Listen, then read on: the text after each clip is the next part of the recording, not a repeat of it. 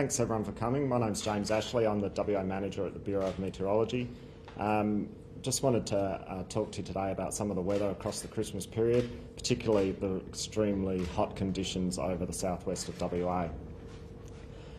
Basically, for areas pretty much south of about Shark Bay, offshore winds will drag very hot temperatures across western parts of the state, from Shark Bay down to about Walpole across the Christmas weekend. We're expecting maximum temperatures of 42 across both Christmas Day and Boxing Day for Perth, and remaining around 40 into Monday.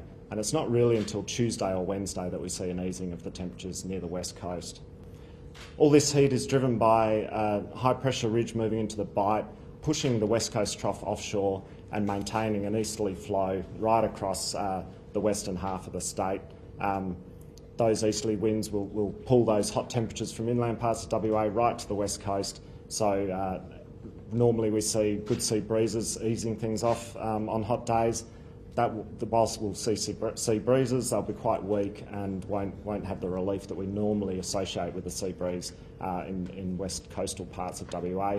So we're going to see temperatures close to 40 right through that stretch, from 40 to 45 really, from Shark Bay all the way down to the southwest corner of the state, across the Christmas weekend into Monday and Tuesday, and then those temperatures will start moving eastwards as the trough moves inland. Those easterly winds, particularly on the weekend, on Christmas Day and Boxing Day, will be relatively fresh and gusty around the hills and Scarp and over the southwest of the state. So hot conditions, some gusty easterly winds will increase the fire dangers through the Perth area and all the way down through the southwest forest areas as well. We're expecting very high to severe fire danger ratings. Also, significantly with this heat wave is that the minimum temperatures through that area are also going to stay relatively high. So we're expecting minimum temperatures for the Perth metropolitan areas in the mid-20s. That's particularly Christmas Day night, Boxing Day night will probably be the warmest two nights after a really hot days. And it's the combined heat load of both the minimum temperatures being really high and very hot daytime conditions which produce heat wave conditions across this large part of WA, as I mentioned, from about Shark Bay down to Walpole. The hottest period across Christmas, so Christmas Eve, Christmas Day, Boxing Day, was in 2007, when the average temperature across those 3 days was 40.3. The forecast of 38, 42 and 42 will actually break that record. So we're looking at experiencing the hottest Christmas period we've had since record began over 100 years ago in Perth. I should also mention that those record temperatures, not just Perth, we'll probably see record temperatures across places anywhere in that area I mentioned before, from about Shark Bay to Walpole. Significantly, even places like Margaret River, Pemberton, Bridgetown, the places that are generally a bit cooler than further north, those places will get close to 40 across this period as well. And it's not just heat and fire risk at the moment. We are monitoring a tropical system up in the Timor Sea for development into a tropical cyclone. There's a small chance that system will form into a cyclone and affect northern parts of the Kimberley from Sunday and into the early part of next week. So I urge people in those areas to also keep an eye on warnings and information coming out of both the Weather Bureau and DFES for that system. I'll just hand over to the DFES Commissioner, Darren Klemm, and who can talk you through DFES stuff. Thanks, James. So everyone's had an opportunity to listen to the forecast over the next 4 days from James, and it's meant that the last couple of days there's been a significant amount of preparation work undertaken by DFES to prepare for pretty well from tomorrow through to at least Monday, noting the discussion around the potential for a cyclone in the next 4 or 5 days. This has seen us ensure that all of our aircraft are ready to go and at their normal operating bases. We have brought a large air tanker in from New South Wales, which is here now, and we'll be ready for operation either later this afternoon or first thing tomorrow morning. It also has seen us identify a number of strike teams and ensuring that we've got personnel ready to respond across the state, not just in the metropolitan area.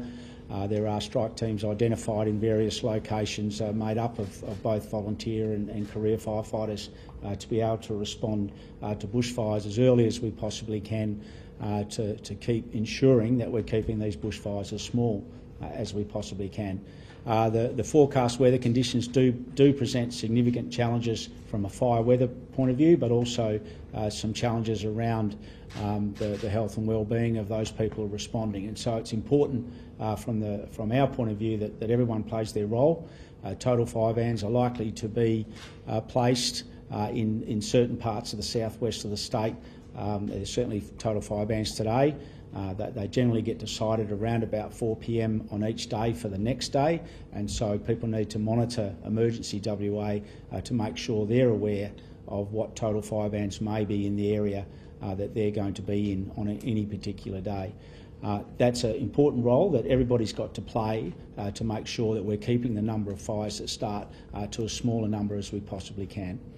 Equally, it's important that everyone has a bushfire plan, and we need to see people either going to the My Bushfire Plan website or indeed downloading the app for the Apple or Android phone, sitting down with your family, working through what your bushfire plan is going to be, and then making sure you've got that plan in your pocket should a bushfire strike where you live now, or indeed all those people that are going to travel over the next 4 days or so. If they're in a place that they're not normally at, that they've got a plan for that specific location, particularly in the southwest of the state, where we know the bushfire risk is going to be quite significant over the next 4 or 5 days. Thank you. Any questions? James, do you want to start with James or start with me? I was just going to get you to run through just total fire ban. Obviously, yeah. People just need the reminder, yeah. especially with barbecues. What types of barbecues, are subject to the ban? Yeah, so the first step with total fire bans is to go to Emergency WA and ensure where you are has actually got a total fire ban in place, and that is, today's a really good example of there's certain parts of the metropolitan area, certain local government areas that have total fire bans on them in the hills because of the heightened risk there from a bushfire point of view, whereas on some of the more coastal local government areas there's not a total fire ban. So establish if there's a total fire ban first through Emergency WA, and then once you've established that, if there is one, then the issue around barbecues is such that any solid fuel barbecue, so anything that's burning the hot rocks, timber, wood, whatever it happens to be, is not allowed during a total fire ban, but a gas-fired barbecue is allowed during a total fire ban. Is DFES, I guess, a little bit concerned going into this, extended period of really hot days, with bushfires and things like that? Is DFES on high alert over this period? Yeah, well, it's an expectation or a responsibility that DFES takes, incredibly seriously, as we do every summer. We have periods of, significant fire weather in any bushfire season, and we saw that earlier this year with the Wooroloo fire, where we had a significant period, significant number of days in a row where we had challenging conditions. And so, our sole focus is we know that there are going to be some fires. We use the total fire ban declaration to reduce the number of fires that might start, or the opportunity for them to start, so that we can keep the fires that do occur as small as we possibly can. And all that preparation work around aircraft, around making sure we've got the appropriate crews on the ground to be able to respond as quickly as we possibly can to supplement the work that the aircraft do, is very much about recognising the risk that we're faced with over the coming days. How quickly can these smaller bushfires escalate in these sorts of conditions? Yeah, once again, it's linked to the total fire bans, and that's why the total fire bans are there, to make sure that people understand the severity of the risk on those particular days. And those particular weather conditions, the strong winds that James has spoken about, the elevated temperatures, are really prime conditions for bushfires to be difficult to control. Hence the need for total fire bans. Hence the need for the heightened the heightened preparation work that DFES has undertaken to make sure we're prepared to respond quickly. The best opportunity we have to control these fires is to deal with them as early as we possibly can. Given how devastating bushfire in Hills started earlier this year, how important is it to get this message out? And are there any learnings from that situation earlier this year? Well, the message is clearly very important, and we've been in the media a lot this week talking about the conditions that we've got coming this weekend. And you know, I think that the important message for the people in the community is everybody's got a role to play, and we want to keep the number of fires that occur to as small a number as we possibly can. And total fire bans is one way that we use to do that, and making sure that people are not undertaking activities that are going to start fires that otherwise would not occur. And that's the key focus for us. And everyone's got a role to play in that, no matter where you are in the state. Can you talk about conditions like these, the heat stress, what would it be like, or what impact would it have on firefighters, given we're expecting days of 40 degrees?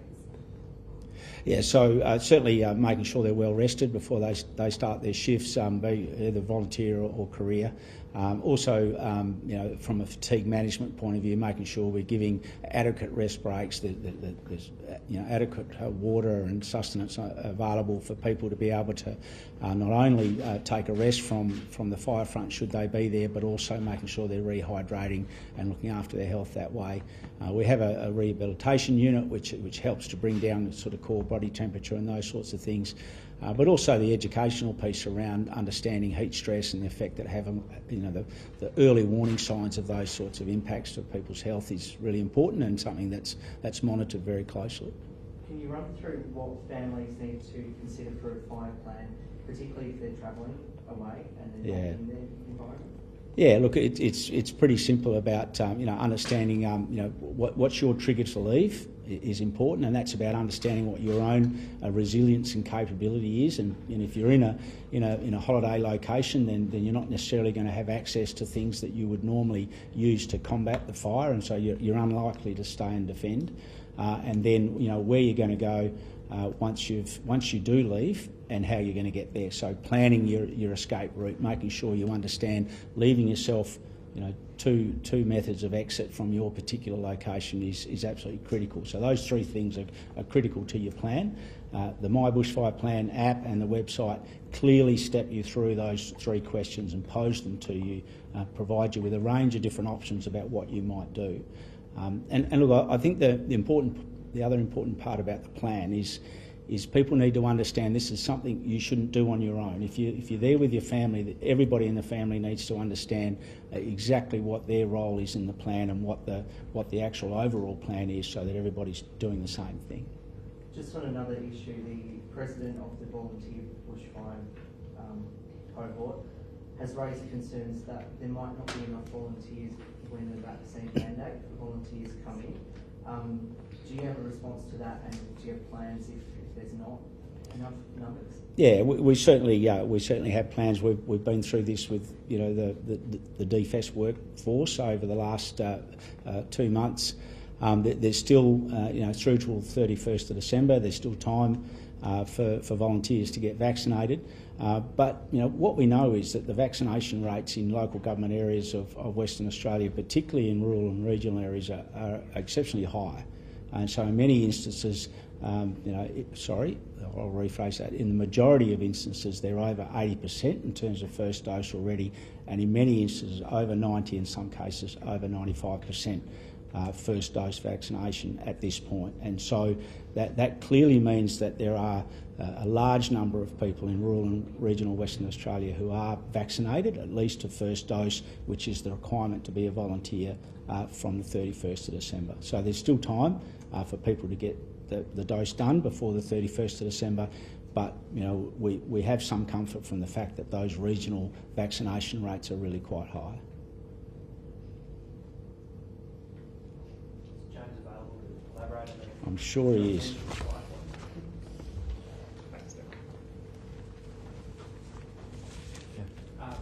You mentioned it's a tropical low in the Timor Sea. Could you just elaborate on how that might develop into a cyclone and when exactly that could occur?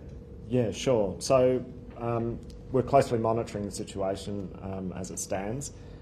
There's a chance we could go into issuing watches and warnings across the Christmas weekend. The area most at risk is the sort of top end of the Northern Territory and the far northern parts of the Kimberley. If we think it's going to make it to a Category 1 cyclone, we'll start issuing those products. Regardless of it reaching tropical cyclone status, it will play a large role in flood risk across the top end and northern part of the Kimberley. So people in those areas really need to keep an eye on where that system's going and the associated rainfall. We know it doesn't need to be a tropical cyclone to create a lot of flooding issues. So keep an eye on where it's going, and that will largely determine where the flood risk and the wind risk, if it develops, are going to be. Is there any potential we could see 4 days of 40? Yes, there is. We're confident Saturday, Sunday and into Monday will be around 40 or more in Perth. 4 days of 40s only happened once or twice in Perth, so it really depends on the trough movement on the Tuesday and Wednesday. So at this stage it looks like coastal parts of Perth and the west coast will get some relief on the Tuesday. We'll start seeing that sea breeze push in a bit earlier. But inland into sort of the Perth metropolitan area and into the hills will probably stay quite warm. So it's really going to be critical on that trough movement on Tuesday. And then Wednesday it should push a bit further in and the risk reduces. I guess, I think Boxing Day the minimum was 27 at the moment anyway, you mentioned. But can you maybe just talk about that in terms of why that makes it so dangerous in terms of heat stress and it being a heat wave? Sure. So the stress on body and is accumulated, I guess, and typically it cools down at night and you get some relief. So in this situation we're going to see across this Christmas weekend, the temperature's just not going to drop. It's going to stay high. We'll probably be Christmas night will be into the 30s at midnight, I'd imagine, and as you mentioned, getting down to just 27. So really warm night, really uncomfortable. So it just means that the body doesn't get that relief. So we'd encourage people to stay as cool as they can, drink plenty of fluids, and take the advice from the health department. You mentioned before about Margaret River and Bridgetown and those cooler places not being that this year. How unusual is it that they would be so high? Yeah, so I think they'll push some of their December records through those areas. The December record at places like Bridgetown is around 38 or 39, I think. So it's going to go close to breaking those records. Similarly for Bunbury, Busselton, around anything over 40 is going to be pretty close to their record. So it's unusual, I suppose, is the answer. It's just the fact that we've just got this heat, the prolonged easterlies and northeasterly winds dragging that right through to that southwest corner of the state. The good news is if you're anywhere along the south coast east of about Walpole, Albany, Esperance, temperatures are much less. For example, Esperance for Christmas and Boxing Day is around 26, 27. It's just this strip along the west coast and western parts of agricultural areas. Okay. Thanks, everyone. Cheer up. Christmas. Oh, you're such a glum bunch.